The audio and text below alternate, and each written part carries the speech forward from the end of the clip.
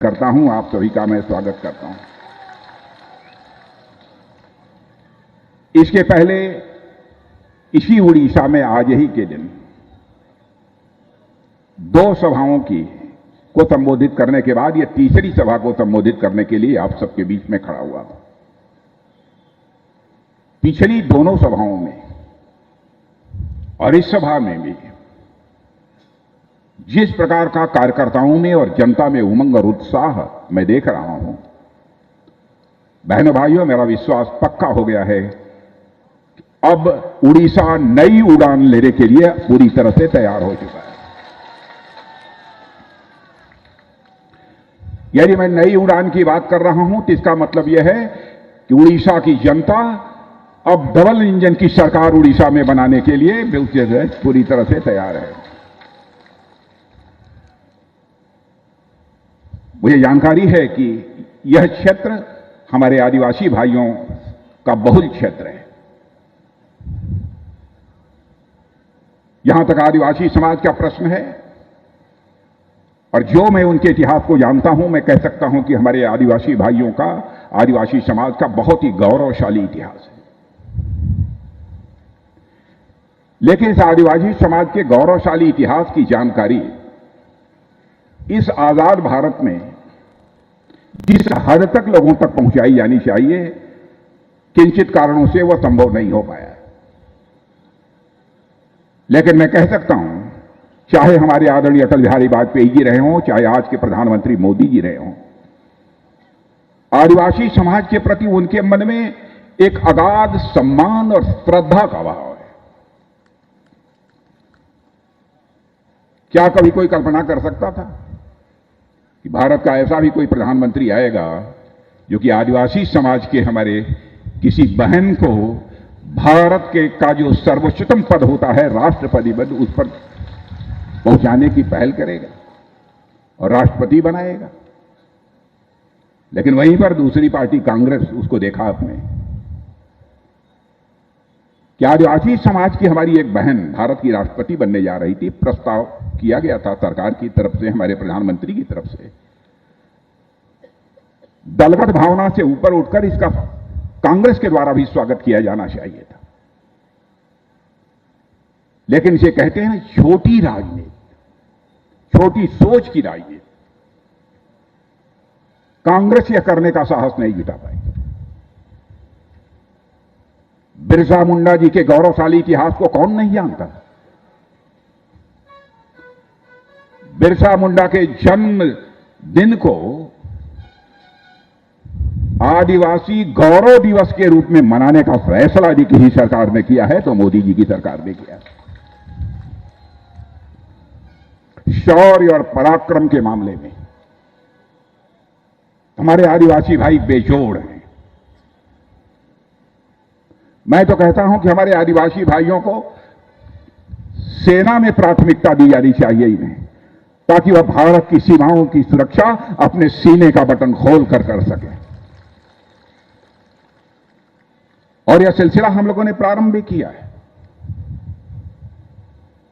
यहां तक भारत का प्रश्न है, मेरे बहनों भाइयों, आप अच्छी तरह जानते हैं, भारत अब कोई साधारण भारत नहीं रहा। भारत के बारे में दुनिया में यह धारणा बनी हुई थी कि भारत यह गरीबों का देश है, भारत एक कमजोर देश है, भारत कभी विश्व की ताकत नहीं बन सकता है। जब भारतवासी, हम ही लोग मंत्री रहते हुए भी, जब बहुत पहले मैं मंत्री भारत सरकार में रहा हूं, उत्तर प्रदेश का मुख्यमंत्री भी रहा हूं, दुनिया के दूसरे देशों में हम जाते थे तो मुझे यह बात सालती थी, पीड़ा होती थी। जनसंख्या के दृष्टि से दुनिया का दूसरा देश जो भारत हुआ करता था, आज तो पहला देश बन गया। उसको जो सम्मान दुनिया के देशों में मिलना चाहिए उस समय नहीं मिल पा रहा था। अंतर्राष्ट्रीय मंचों पर भी यानी विश्व के मंचों पर भारत पहले कुछ बोलता था तो दुनिया हमारी बातों को अनसुनी कर देती थी। भारत बोल रहा है, कमजोर देश है, गरीबों का देश है। लेकिन बहनों भाइयों, आप सीना ठोक कर आज कह सकते हैं, आज ये अंतर्राष्ट्रीय मंचों पर भारत कुछ बोलता है तो सारी दुनिया कान खोलकर सुनती है भारत बोल क्या रहा है।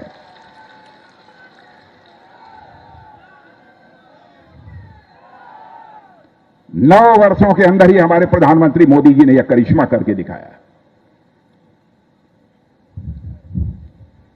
भारत की दुनिया की बड़ी बड़ी संस्थाएं, बड़े बड़े संगठन और यहां तक कि दुनिया के कई देशों के राष्ट्राध्यक्ष अब ये कहने लगे हैं कि भाई हम लोगों का विश्वास तो पक्का हो गया कि दुनिया में 21वीं शताब्दी दुनिया के किसी देश की है तो उस देश का नाम है भारत।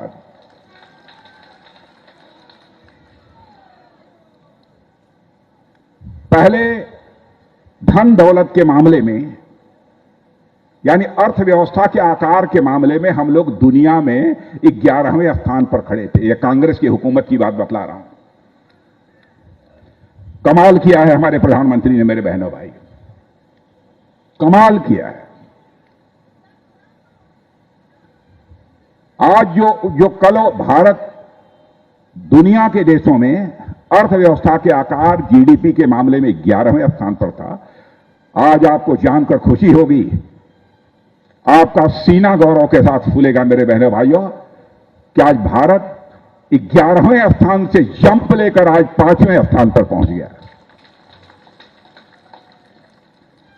और भारत की अर्थव्यवस्था जितनी तेजी के साथ आगे बढ़ रही है, भिन्न भिन्न क्षेत्रों में भारत जिस तेजी के साथ विकास कर रहा है, बड़े बड़े अर्थशास्त्री हम मानने लगे हैं कि भारत को दुनिया की टॉप 3, दुनिया के ऊपर के 3 देशों में आने से 3 वर्षों के अंदर ही, यानी 27 के पहले तक, 27 प्रारंभ होते होते 2027 प्रारंभ होते होते भारत दुनिया के टॉप 3 कंट्रीज में आकर खड़ा हो जाए।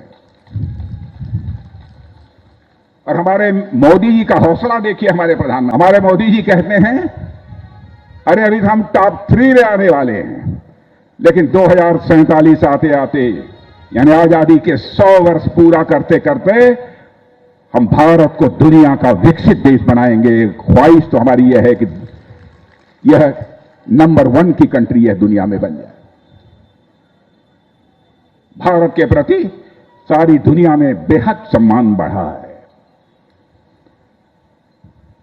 उसका श्रेय जहां पर हमारे प्रधानमंत्री को मैं देना चाहता हूं, वहीं पर हमारे देश की जनता ने जिस प्रकार से संबल दिया है, प्यार दिया है, मोहब्बत दी है,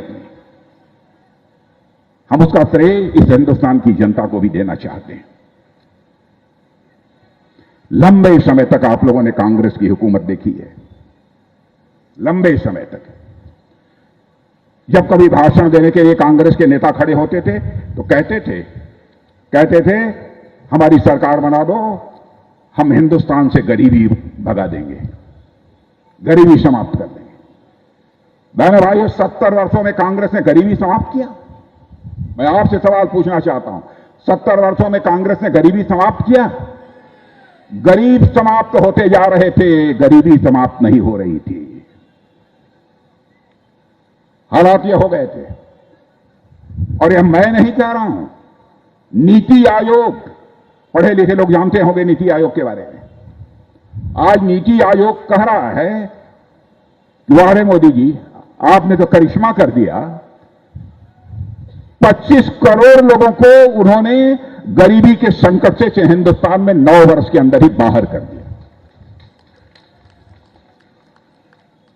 और मैं दावे के साथ कह सकता हूं, तीसरा टर्म प्रधानमंत्री के रूप में मोदी जी को प्राप्त होना चाहिए। और इस बाबा जगन्नाथ की धरती पर मैं अपनी ख्वाहिश, अपनी इच्छा व्यक्त करके मैं जा रहा हूं बहनों भाइयों, चौथा टर्म भी यह हिंदुस्तान हमारे मोदी जी को प्रधानमंत्री के रूप में देखना चाहेगा।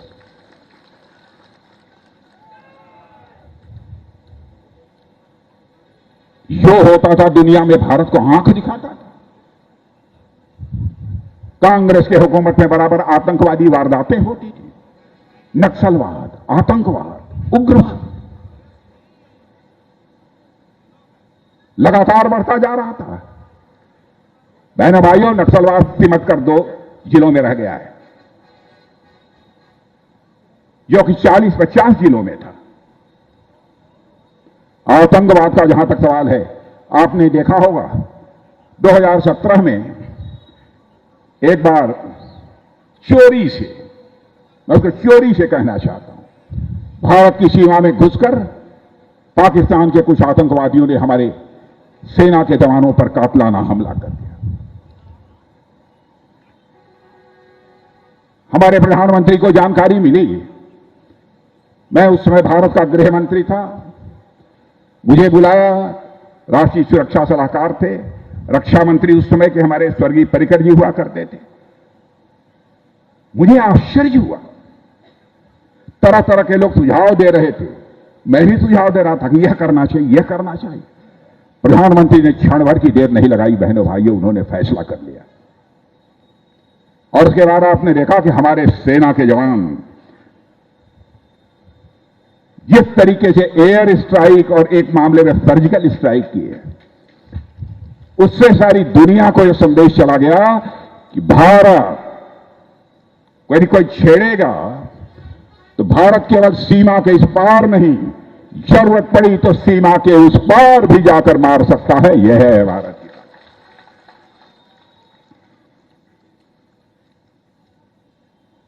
भारत को हल्के तरीके से अब दुनिया में कोई नहीं ले सकता। क्या क्या काम किया है, मैं देख रहा था, मैं आंकड़े उठाकर मैं नोट भी कर रहा था। क्या करिश्माई काम किया है मोदी जी ने, जिसकी हम लोग कभी कल्पना नहीं कर सकते थे। बहनों भाइयों, 70 साल में कांग्रेस पार्टी ने केवल 3.5 करोड़ परिवारों को पाइप से जल, नल से जल पहुंचाने में कामयाबी हासिल की थी। और मोदी जी ने 5 साल के अंदर ही 10 करोड़ से अधिक लोगों के घर में नल से जल पहुंचा दिया है। यानी इस समय देश हमारा एक्सप्रेस स्पीड से बढ़ रहा है, तेजी के साथ, एक्सप्रेस स्पीड से तेजी के साथ आगे बढ़ रहा है। अब यहां के साथ राज्यों के साथ भी किस तरीके से कांग्रेस की सरकार भेदभाव करती थी। राज्यों के साथ भेदभाव इस हद तक था, पहले केंद्र सरकार राज्यों को मिलने वाली जो धनराशि थी वह केवल 31% देते थे, जितनी टोटल धनराशि रहती थी। लेकिन हमारे प्रधानमंत्री ने कहा कि जब तक राज्यों का विकास नहीं होगा, प्रदेशों का विकास नहीं होगा, तब तक देश का विकास नहीं हो सकता। इसलिए चटपट बढ़ाकर 31% से उन्होंने 42% उसको कर दिया।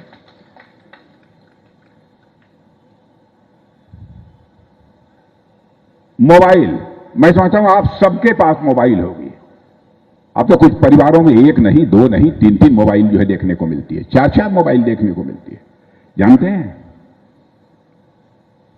92% मोबाइल हम दुनिया के दूसरे देशों से मंगाते थे। लेकिन आज दुनिया के जिस भी देश में जाओ मेरे बहनों भाइयों, डंके की चोट पर सीना ठोक कर आप कह सकते हो कि मोबाइल बनाने वाला दुनिया का देश यदि कोई है तो उस देश का नाम है भारत।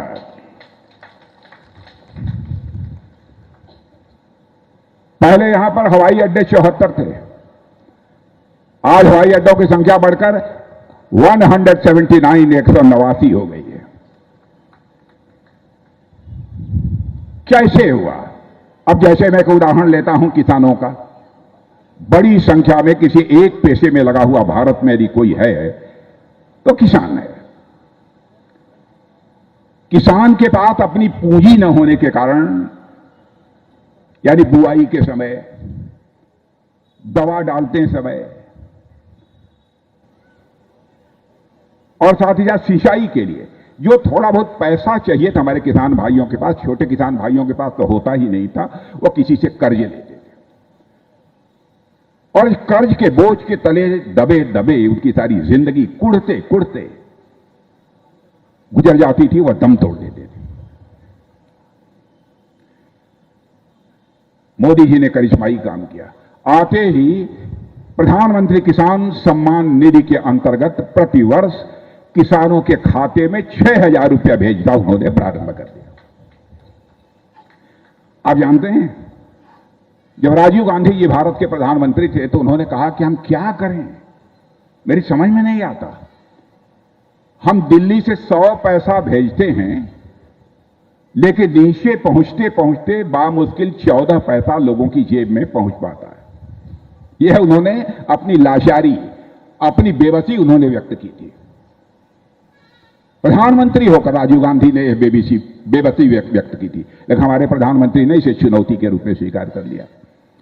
और बहनों भाइयों, मैं आपको बतलाना चाहता हूं, मैं गृह मंत्री बना ही था, उनके प्रधानमंत्री बनने के बाद पहली बैठक थी, मैं भी उसमें मौजूद था।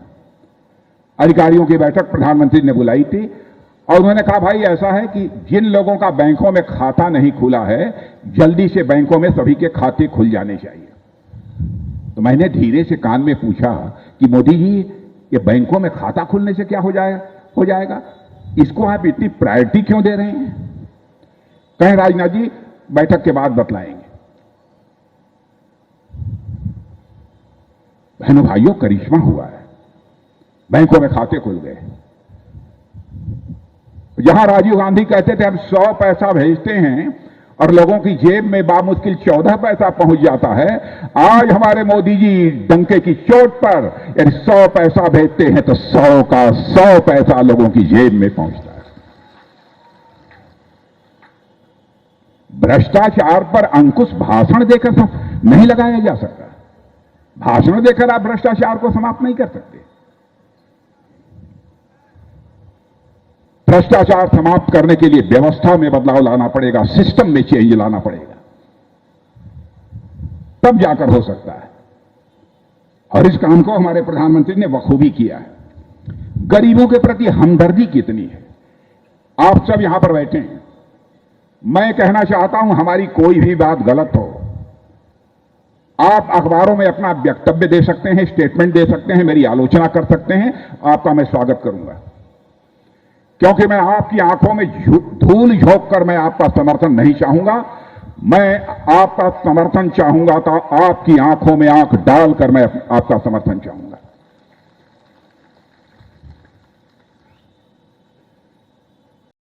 जन औषधि केंद्र, बहनों भाइयों, दवाएं कितनी महंगी होती थी, मैंने देखा है, अपने गांव में देखा। मैं गांव का रहने वाला हूं, मैं किसान का बेटा हूं, मैं गांव के लोगों के दर्द को समझता हूं। परिवार में यदि कोई बीमार पड़ जाता था, डॉक्टर दवा लिख देते थे,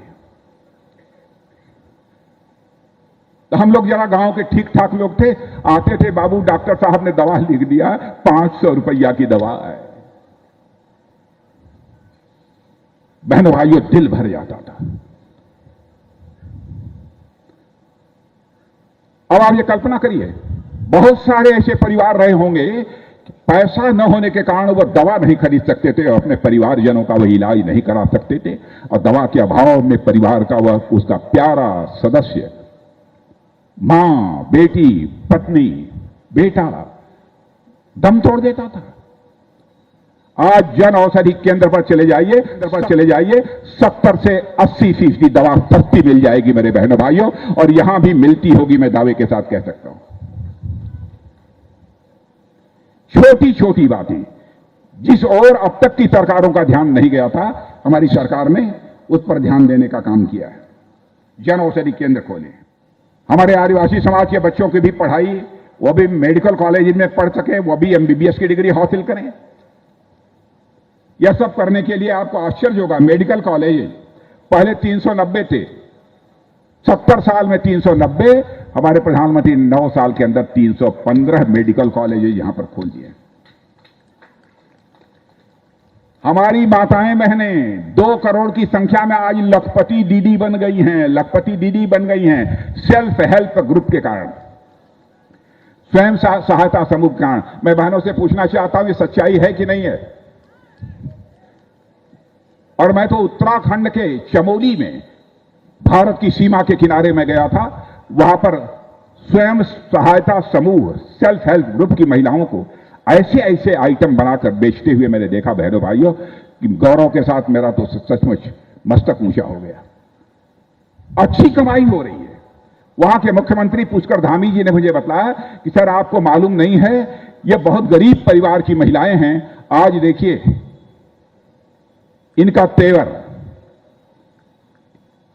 इनकी बातचीत करने की शैली सब बदली बदली आपको नजर आएगी। यह सेल्फ हेल्प ग्रुप का करिश्मा था।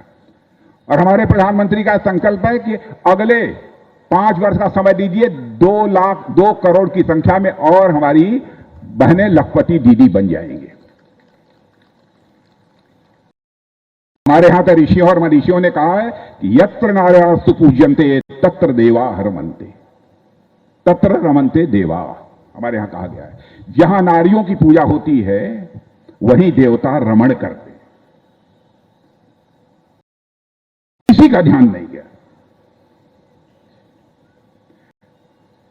भारत की संसद में उड़ीसा और भिन्न भिन्न राज्यों के विधानसभाओं में महिलाओं को प्रतिनिधित्व दिया जाना चाहिए। इसके नारी शक्ति बंधन अधिनियम लाने का काम भी यदि किसी ने किया, चर्चा कांग्रेस पार्टी लगभग 30-35 वर्षों से लगातार लोग करते चले आ रहे थे, उस काम को नहीं कर पाए। लेकिन हमारे प्रधानमंत्री ने संसद का विशेष सत्र बुलाकर बहनों भाइयों डंके की चोट पर 33% का रिजर्वेशन हमारे बहनों के लिए पास कर दिया। आधी आबादी उनकी भी है, उनका भी सशक्तिकरण होना चाहिए। अब तो सेना में भी मोदी जी ने कहा कि राजनाथ जी अब सेनाओं में भी महिलाओं को इजाजत दी जानी चाहिए, भर्ती की जानी चाहिए। और मैं आपको जानकारी देना चाहता हूं, मैं अभी कल ही विशाखापट्टनम में था। 50 देशों के नेवी के चीफ आए हुए थे। ओहो 5 बज गया, आ गया।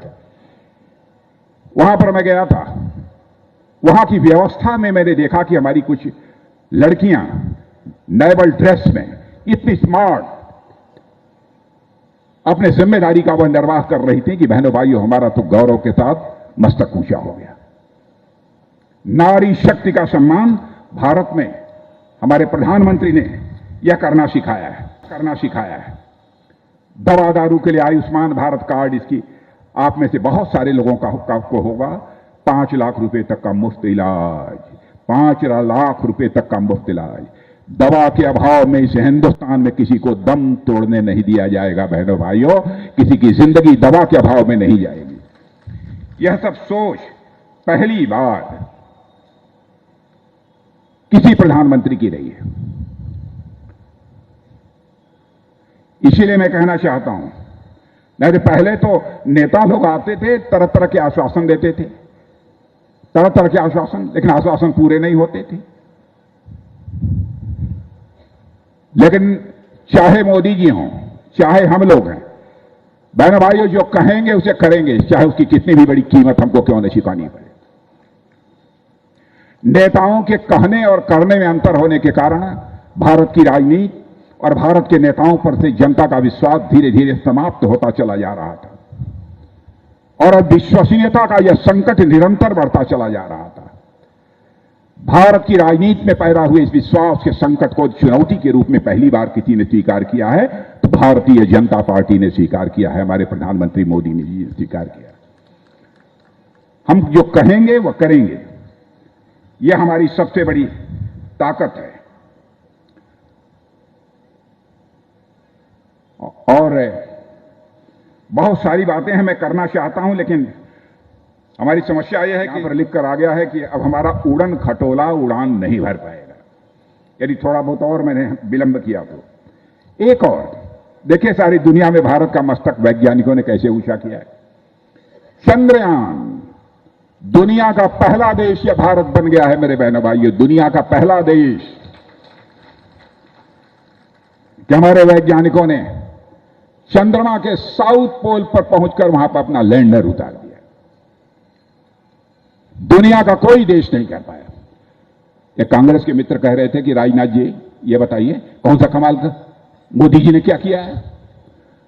मैंने कहा मोदी जी ने हमारे वैज्ञानिकों की हौसला अफजाई की है।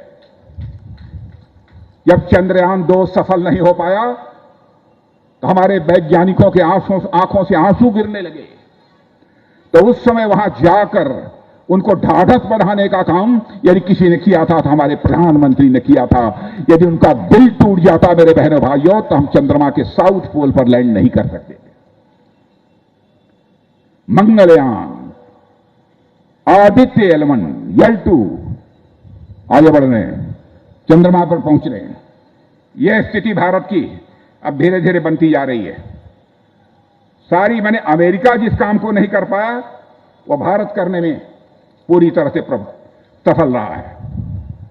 और इधर हाल में तो आपने देखा होगा कि हमारे तपस्वी प्रधानमंत्री, आप कहेंगे कि आप तपस्वी प्रधानमंत्री कह रहे हैं। बहनों भाइयों, किसी को यदि संदेह रहा हो तो उस समय देखा होगा अयोध्या की धरती पर जब मर्यादा पुरुषोत्तम भगवान राम की बाल रूप की प्राण प्रतिष्ठा हो रही। हम लोग पहले कहते थे कि हम जिस दिन हमको संसद के दोनों सदनों में बहुमत मिल जाएगा तो अयोध्या की धरती पर भव्य राम का मंदिर बनने से हमें दुनिया की कोई ताकत रोक नहीं पाएगी। लोग कहते थे रामलला हम आएंगे, मंदिर वहीं बनाएंगे, लेकिन भाजपा वाले तारीख नहीं बताएंगे। तारीख बतला दिया, तारीख ने बता दिया। 22 जनवरी को रामलला की प्राण प्रतिष्ठा भी हो गई मेरे बहनों भाई। हम लोगों के ऊपर आरोप लगाया जाता है हिंदू मुसलमान के बीच भेदभाव करने का। बहनों भाइयों, भारत माता की कोख से चाहे कोई पैदा हुआ हो, हिंदू हो, मुसलमान हो, ईसाई हो, कोई भी, पारसी हो, यहूदी हो, सभी हमारे परिवार के सदस्य हैं। यह हम लोगों की सोच है।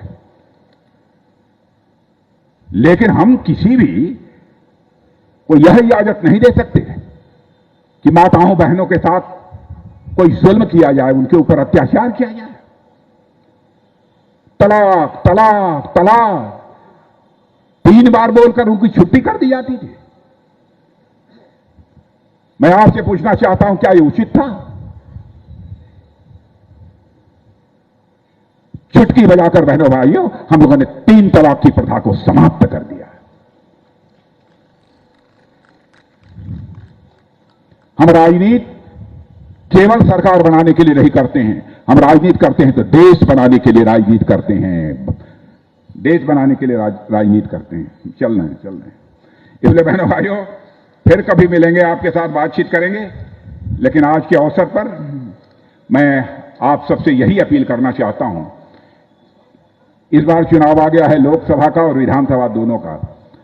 बहनों भाइयों, डबल इंजन की सरकार उड़ीसा में बना दीजिए, डबल इंजन की सरकार बना दीजिए, मैं अपील करना चाहता हूं। और इन्हीं शब्दों के साथ जो हमारे कार्यकर्ता बहन भाई हैं, मैं उनको यह भी कहना चाहता हूं, डबल इंजन की आपने सरकार बना दी।